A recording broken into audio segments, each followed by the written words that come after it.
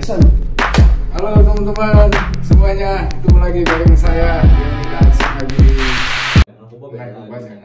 Kalau narkoba kan itu kan membahayakan ya. Bahaya nggak bahaya. Kalau korupsi boleh nggak? Baru. Iya, maksudnya ditahan dulu. Tahan dulu. Terus kalaupun nggak tahan, ke tempat yang benar. Iya. Kan ada tempatnya sendiri-sendiri memang. Menurut kalian ini tentang coli atau onani itu gimana? Menurut kalian masihkah itu sebuah hal yang wajar kah? Apa yang lumrah kah? Kalau menurut saya sih tergantung dari pendidikan. Jadi sejak dini itu kan sudah dikasih tahu bahayanya ini, bahaya efek samping. Kalaupun misalnya udah kepepet banget, misalnya pasangan yang memang belum udah umur tapi mau nikah gitu. Kalau memang udah umurnya, kalaupun dia sudah berani kedepannya, berani ini itu udah bertanggung jawab, monggo. Cuman kalau menurut saya sih kalau terlalu dini kasihan. Masa mudanya habis ya. Nggak tahu mungkin temannya Rizky ada. Temannya Rizky yang nikah muda ada nggak? Muda, masa nikah? Ya ada sih rata-rata yang gitu ya.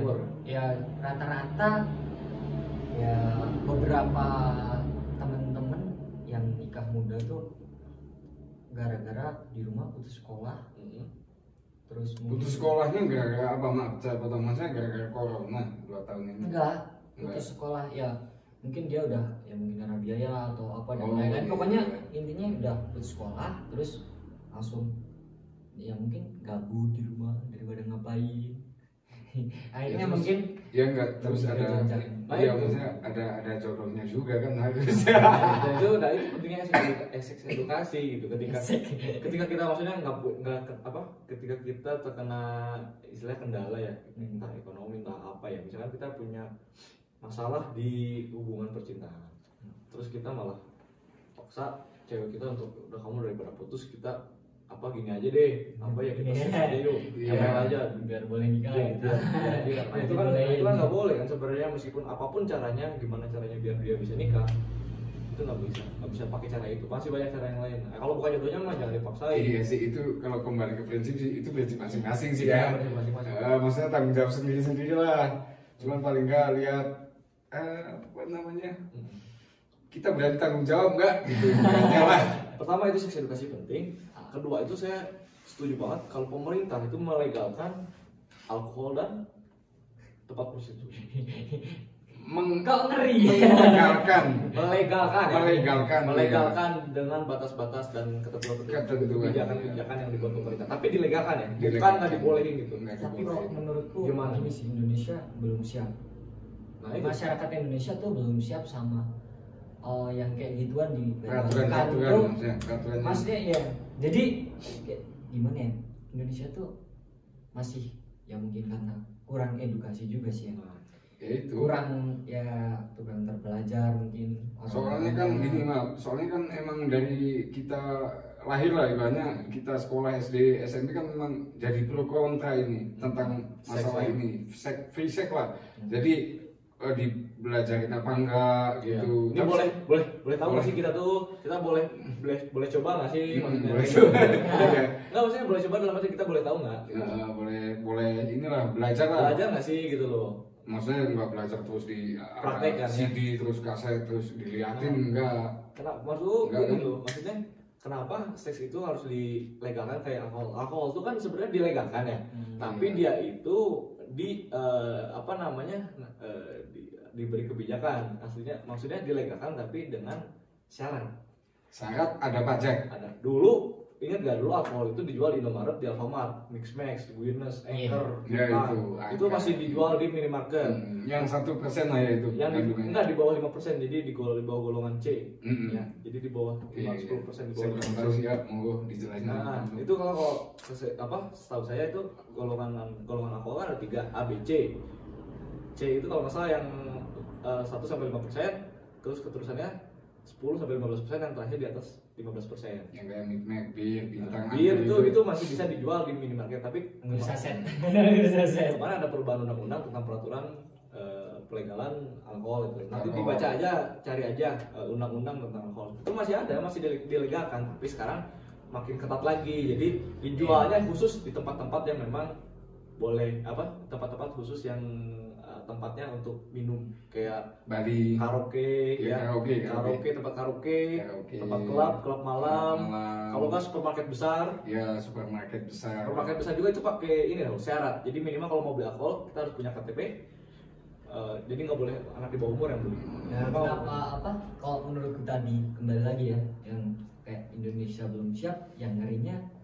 Jadi kalau Indonesia tuh kalau udah dilegalin, udah dibolehin dan lain-lain, ntar malah orang-orangnya tuh ada yang misal harusnya peraturan yang dari 0 sampai 15% kayak tadi misal harusnya takaran lah, katakanlah takarannya harusnya 1 sendok gitu.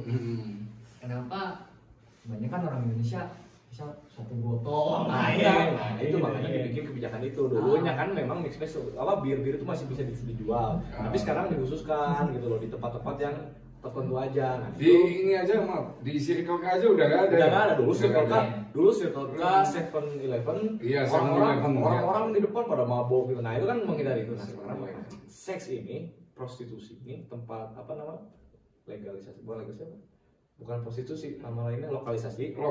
Tempat lokalisasi itu menurut saya ya udah dilegalkan, tapi ya dikhususkan aja kayak lu kalau mau ngewe kesini aja, misalkan kayak tempat A ya. Iya, tempat dulu yang ditutup tuh Alexis tuh dulu. Iya, Alexis. Ya udah lu mau ngewe di sana aja, memang khusus di sana. Lu kalau yang cemen-cemen jam gondes-gondes nggak boleh masuk. Nggak punya duit nggak boleh. Nggak boleh, iya. Nggak boleh. Nah yang jadi kayak difilter lah ibaratnya. Jadi menurutku ya udah kalau mau mencari penyakit atau mau senang-senang Evan di sana. Kayak klub lah sekarang legal di Jakarta. Istilahnya tempatnya khusus. Banyak di metropolitan. Kenapa kok seks enggak gitu?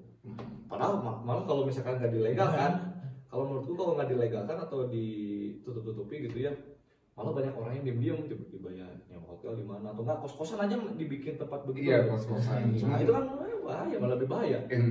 Kalau di tempat prostitusi itu kan cewek-ceweknya aja udah difilter loh. Kayak misalkan si Jablay ya contohnya, Jablay A, Jablay B, Jablay C itu kan udah lulus kesehatan. Enggak mungkin dia penyakitnya enggak mungkin. Pasti. Jadi udah diuji semua lah. Uji klinis. Orang-orang di sana juga yang mau ngewe ya udah lu harus pakai kondom, harus pakai ada aturannya di sana. Enggak sembarangan. Tapi enggak asik lah. Ntar enggak ada video yang disemak-semak. Nah, kita untuk ya makanya negara-negara maju, Amerika kasino jalan, dia maju, pajaknya jalan, yang penting pajaknya. Seks bebas sana jalan, tempat prostitusi, tapi kan meskipun orang Amerika bebas, tapi nggak di jalan nggak ada yang ngewe tuh. Meskipun mereka bebas, jadi kayak ada tempatnya. Gitu. Jadi kita ibaratnya tuh gini, kita bawa pilok tuh ada tempatnya. Yang mau di pilok tuh apa? Jangan di tembok. Jangan di tembok. Jangan di yang tembok. Grafiti-grafiti. Gak boleh, iya gak sembarangan. Kalau sembarangan dendanya puluhan juta tuh. Masa kita bawa tibek buat nulis-nulis tembok kan nggak kira ya? Senjata Amerika orangnya barbar ya. Kalau gangster main tembak-tembak, tapi nggak di jalan tuh tembak-tembakan. Enggak gitu, ada tempatnya. Ada tempatnya. Mereka kalau mau beli senapan harus punya sertifikat apa dulu. Apa yang setahu kalian berdua misalnya? Kalau tentang seks ya, seksnya memang nggak boleh dari atas ya, dari pusat, dari perundang-undangan ya. Iya. Karena kita negara Pancasila, ya kan, melarang seks bebas karena kita banyak agama ya. Agama juga melarang kan? Iya, melarang. Agama kita melarang, jadinya ketemu Pancasila itu tetap dilarang. Nah, tapi satu lagi tetap kan namanya demokrasi. Nah, salahnya di situ. Kenapa negara Pancasila kok demokrasi? Kalau namanya demokrasi ya kita bebas kan? Bebas berpendapat, bebas berekspresi. Iya. Masalahnya sistem pemerintahannya kita demokrasi, tapi dasar negara kita Pancasila. Jadi tabrakan tuh. Pancasilanya di mana? Gitu. Kalau masalahnya jangankan masalah seks gitu. Kalau namanya Pancasila, keadilan sosial bagi seluruh rakyat Indonesia. Ya, kita ngapain bayar air, bayar listrik, ya kan? Iya, maksudnya kayak semua kan kita bayar, bahkan kita beli apapun sekarang pajak, pajak semua. Tapi kenapa kita nggak boleh untuk seks, alkohol? Itu kan buat sendiri, bukan kita buat orang lain. Kecuali narkoba ya, narkoba jangan. Kalau narkoba kan itu kan membahayakan ya. Bahaya. Kalau korupsi boleh nggak? Baru. Korupsi bansos. Awas banteng merah lewat. Nanti tangkap terus. Ini bahaya loh. Ini bahaya. Ada tukang bakso cok di depan cok. Bukan. Di sini mak banting banyak. Oh iya. Ini kan biasanya pas orang banting. Awas ya tukang bakso lewat. Jadi itu berarti ibaratnya bukan kita sok pinter nih, kita cuman ambil yang baik-baik aja. Maksudnya kalau kita punya alat, misalnya kita punya pulpoin, itu ya nulis di buku, jangan nulis di tembok. Oh, mungkin juga kita nulis di tembok. Gitu. Iya kan, nggak mungkin kan kita beli alat lukis, terus kita buat lukis badan kita sendiri kan nggak lucu. Nah, tato, ya kan ada alatnya sendiri tato. Dokter aja kalau sakit kan ke dokter lain. Tukang cukur juga kalau cukur kan ke tempat cukur lain. Nggak mungkin dia nyukur diri sendiri. Ada, kalian punya pengalaman teman punya ini, maksudnya tanda kutip aib punya penyakit kayak gitu lah. Sejauh ini enggak ya? Sejauh ini enggak. Karena mereka mainnya pada rapi ya, sehat gitu. Tahu karena itu. Maksudnya meskipun saya senang nih orang-orang yang istilahnya ceplos ya ngomong tentang seks atau apa, tapi mereka enggak sampai hamil, nggak sampai apa, jadi tahu batasannya lah ya. Ya kan yang bahaya kan kayak umurannya Rizi ini, umurannya harus lulus SMA. Gimana ceritain. Teman-teman yang nikah dini tuh setelah nikah tuh keluarnya di mana? Apa mereka bahagia atau sedih atau pengen lihat teman-teman yang masih remaja sana sini tuh pengen kembali ke muda lagi atau gimana? Gimana ya? Bingung sih kalau soal itu. Enggak, maksudnya pernah ketemu temen yang sudah nikah, main ke rumah gimana bro? Ya. Setelah nikah gitu. Nikah dini ya kebanyakan gimana? Mereka senang apa? Cenderung lebih pengen kembali nyesel. Kebanyakan kan nyesel nih teman-teman, maksudnya ya harus benar-benar dipikirkan dulu. Benar-benar dipikirkan terus sampai matang. Jadi kalau misalnya masih pengen main tuh, kalau menurut saya sih jangan dulu sih. Iya. Maksudnya ditahan dulu. Terus kalau nggak tahan ke tempat yang benar. Iya. Kan ada tempatnya sendiri-sendiri memang. Menurutku kalau masalah nikah itu ya, nikah kan sebenarnya nikah juga demokrasi ya, maksudnya nikah itu hak masing-masing. Nikah nggak nikah kita ya bodo amat ya kan. Iya, tapi masalahnya kita itu udah didoktrin sama budaya, sama agama kita sendiri bahwa kita wajib menikah karena keturunan itu kan menghasilkan rezeki kan. Emang bagusnya sih umumnya orang hidup aja lah menikah kan. Misalnya umur 26, 27 kan sampai 30 lah, itu emang style inilah ya. Tapi kalau laki-laki mah kalau menurut aku ya cairi santai aja lah. Santai mau umur 30, 31, 32, 33 santai. Cowok mah umur 50 nggak kelihatan 50 ya. Santai ya kan, nggak ada menopause-nya. Iya sih, lihat kakek Sugiono anjing pakai banget video bokepnya umur 90. Gila cuy, kakek Sugiono lu lihat kenceng banget 2 jam. Kita aja yang masih muda-muda 5 menit cerot anjing. Tapi ini masalah seks itu banyak manfaatnya sebenarnya. Banyak manfaat. Apa tuh? Banyak manfaatnya. Kalau kita misalkan kita benar-benar menikmati seks ya, seks, kita menghasrati itu ya, sebuah hubungan seks dengan pasangan atau dengan istri atau ya dengan istri lah terutama. Pasutri. Ya. Kalau cowok itu makin sering berhubungan seks itu semakin awet muda. Sama kayak cewek katanya. Cewek sama aja. Cewek juga bikin awet muda loh katanya. Itu kan ada istilah namanya komunikasi yang nggak berbicara memang. Komunikasi yang nggak berbicara. Iya. Komunikasi intim. Komunikasi itu kalau nggak salah saya baca itu dokter apa namanya itu dokter Boyke ya, dia bilang. Dokter Boyke itu dia bilang kalau cewek kalau misalnya berhubungan seks semakin sering berhubungan seks kan makin awet muda, karena dia itu kalau misalkan berhubungan seks ya merasakan orgasmenya itu bisa dirasakan 1 minggu. 1 minggu ya? Lama juga ya? 1 minggu. Dia kalau orgasme itu apa ya? Rasa orgasmenya itu bisa dirasakan sampai 1 minggu. Karena sekalinya orgasme ya 5 hormon dia keluar. 4 hormon sorry. 4 hormon. Hormon kebahagiaan, endorfin, hormon serotonin, hormon cinta, sitokin, sama hormon endorfin. Itu kan hormon-hormon tersebut kan maksudnya mengencangkan tubuh kita kan. Maksudnya kelihatan ya mudah maksudnya lebih kencang ya, lebih kencang. Hormon kebahagiaan, hormon kesenangan, hormon cinta, semua keluar. Terus gini, si Rizi, ini awalnya tuh maksudnya pengaruhnya tuh kalau misalnya dari lingkungan si orang-orang ini sendiri atau di mana? Maksudnya pengaruh nggak kalau lingkungan? Pengaruh ya, paling pengaruh menurut saya. Paling pengaruh. Contoh, ini saya di lingkungan misalkan lingkungan Banteng misalkan. Ya, Banteng ini tempat lokalisasi contoh. Iya, bisa. Katakanlah tempat lokalisasi lah. Ini contoh aja. Terus saya datang ke sini merantau, ya kan. Saya kerja di sini kebetulan misalkan. Kebetulan tetangga-tetangga saya semua PSK gitu kan, tetangga-tetangga PSK, mucikari, semua pokoknya bisnisnya di fisik lah. Iya, di tempat prostitusi. Tempat prostitusi. Lama-kelamaan pasti saya kegiring. Ayo mas, coba dong di sini, gratis dulu deh, nggak apa-apa, gratis nggak apa-apa, wah namanya gratis siapa yang nggak mau? Iya. Apalagi kita enak nikmat, iya kan? Siapa yang nggak mau? Apalagi kita nikmat, iya sih.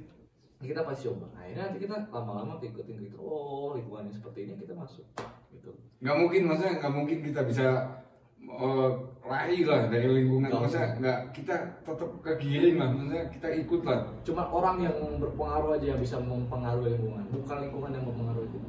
Wih, tuh teman-teman kata-kata hari ini coy dari Rivaldi. Iya, menurutku kalau sekarang bukan lebih kayak lingkungan aja sih, yang aku rasain lebih setelah lingkungan lebih ke kayak ya perkembangan zaman lah, media sosial. Nah itu ya. Soalnya ngeri juga sih. Soalnya kalau saya lihat di Google dari sumber-sumber semuanya, emang paling pertama lingkungan. Itu orang paling mendukung, mau nakal mau jadi brengsek mau apa, ya bukannya ini sih ngedoain di lingkungan itu orang bener tapi ikut-ikutan jadi brengsek sih enggak, maksudnya emang nomor satu lingkungan. Bisa jadi saya misalkan orang yang soleh, orang yang alim, saya contoh ustadz sekalipun kalau dia tinggal di daerah lokalisasi bisa jadi dia belok gitu, bukannya khotbah dia belok ke kamar nomor 5 dia ya pokoknya bukan mau azan dia nanti besok belok ke kamar nomor 5. Iya sih, nggak bahaya sih juga sih, nggak mungkin nggak inilah ikut arus ibaratnya ya. Iya benar.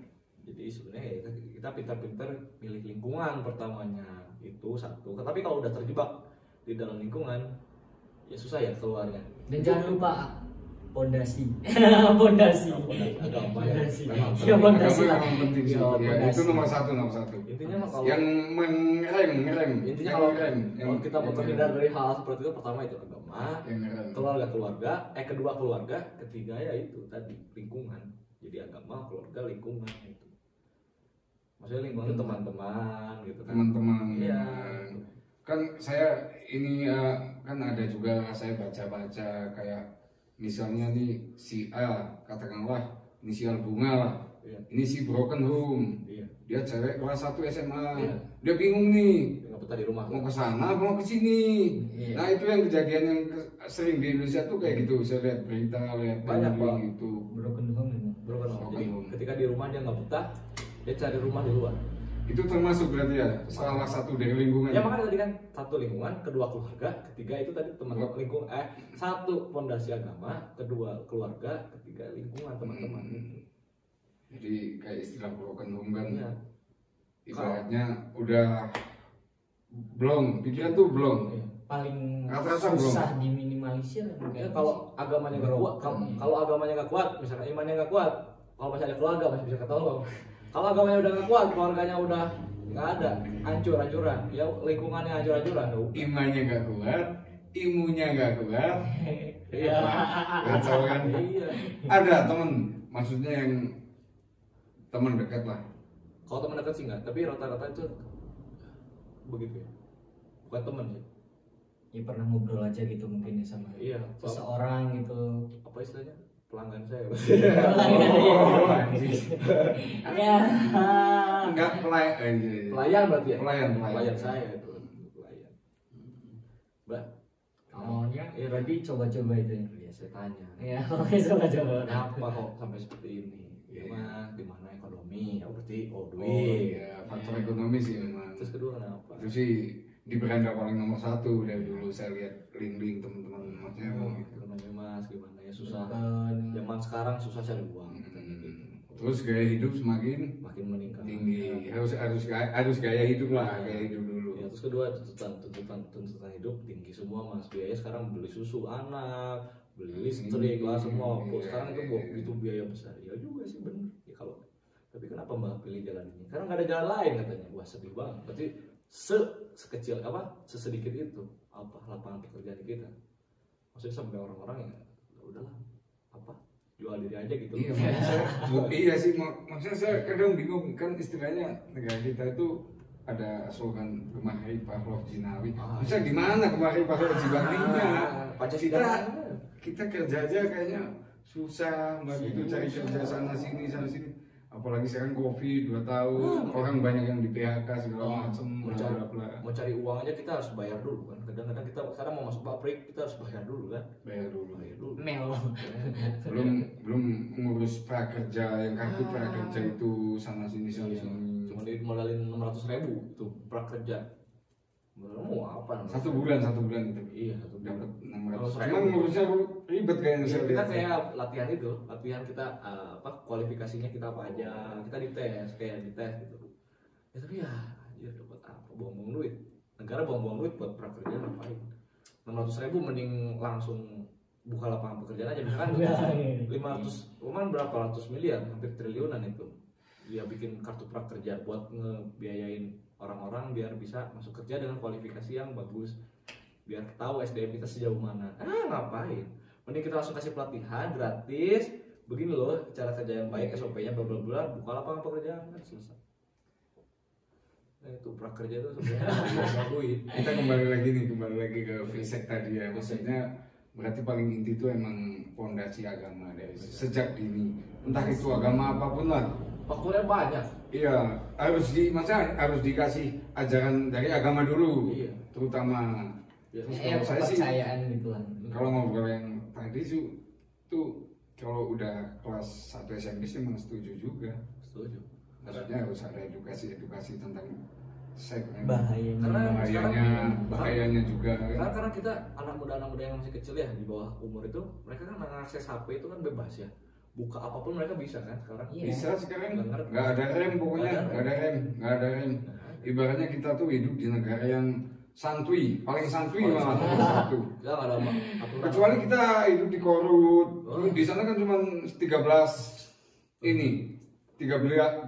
link yang boleh diakses. Iya, nggak sembarangan. Nggak bisa akses yang lain. Apalagi ketahuan kita mengakses Google aja nggak boleh loh ya.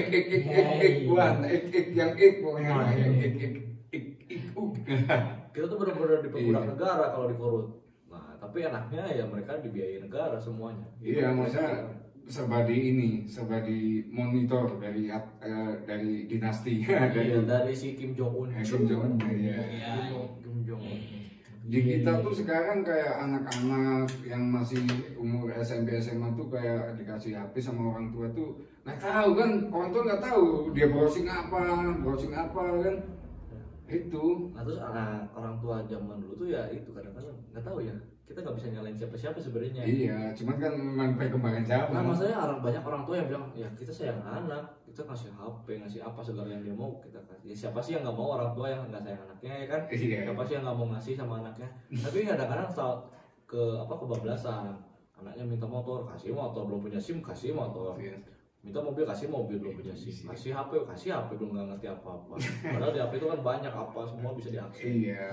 Terus mak goyan. Terus kalau yang udah menginjak kelas 3 SMP masuk ke kelas 1 SMA kan dia udah tahu lah kalau untuk urusan yang saksek ini. Kan bahayanya kan itu. Udah tahu tapi dia nggak paham. Nggak paham. Soalnya kan banyak video-video yang tahun kemarin lah yang explore di maksudnya di beranda-beranda Facebook, beranda-beranda Instagram yang kayak kasusnya itu hoax apa enggak saya nggak tahu di dekat-dekat Jawa Tengah. Iya. Intinya ada kasus juga itu. Intinya berita apapun itu pasti ada semua di media sosial. Tentang seks, narkoboy, apalagi kayak misalnya public figure kayak kemarin yang 19 detik. Wah itu nggak tahu. Itu kalau umurnya Rizzy udah lulus SMA pasti oh ini Gisel. Mantap ya. Akhirnya buka-buka, kan di beranda muncul di beranda paling awal lah yang 19 detik itu video. Iya. Jadi orang sampai saya kemarin dikirimin temen lewat meme di WhatsApp yang itu bangsat kan ada itu. Iya. Wah gila pokoknya lah. Makanya teman-teman tadi itu dari. Tapi sebentar, masalah tadi agama ya, agama sebagai fondasi nggak juga coy. Tahu nggak sih data penonton Mia Khalifa itu dari negara mana paling banyak? Indonesia. Negara Islam coy, bukan Indonesia. Negara Islam. Arab Saudi, Iran coy. Iya, cuman emang kalau dibalik lagi emang ibaratnya kita ini yang lagi ngobrol di sini tuh kita bertiga tuh emang tetap kembalikan ke agama. Memang harus sih. Memang. Ibaratnya kita tapi nggak jadi jaminan ya. Tapi nggak jadi jaminan kalau dia nonton apa enggak. Jaminan iya. Kita emang harus dikenalin dari huruf A, B, C gitu. Kalau masalah nonton jangan belum saatnya ke Z, belum umurnya tahu langsung Y, langsung X, malahan jangan, pelan-pelan lah, step by step. Maaf ya, bukan menggurui, ini cuman pokoknya ambil yang baik-baik lah. Istilahnya kalian itu kalau mau tahu tentang begitu tuh pelajari dulu gitu loh. Apa efek sampingnya? Apa dampaknya gitu loh. Kalau nggak pakai pengaman, efek sampingnya apa?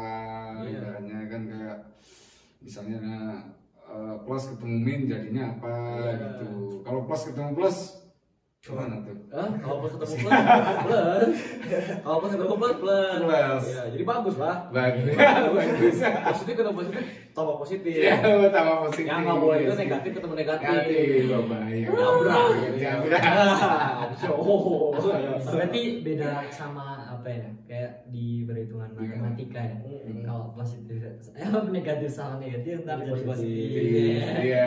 Kalau yang gitu tetap aja. Itu kalau yang bagus-bagus sih istilahnya sih beda-beda menurut sendiri. Cuman alangkah baiknya ya positif ketemu positif. Yang negatif ketemu negatif. Maksudnya yang amalnya jelek ketemu amal jelek gitu. Amal baik ketemu amal baik gitu. Ibaratnya ngomong apa sih? Enggak saling melengkapi gitu. Positif sama negatif itu kan saling melengkapi gitu. Ya pokoknya intinya pelajaran hari ini tuh intinya kita tuh membuka mata aja sih. Iya, membuka mata aja bahwa kita nggak menutup bahwa di sekitar kita tuh banyak loh yang begituan tuh. Ya jadinya Indonesia meskipun negaranya banyak aturan, nggak boleh begini begitu, di belakang tuh banyak.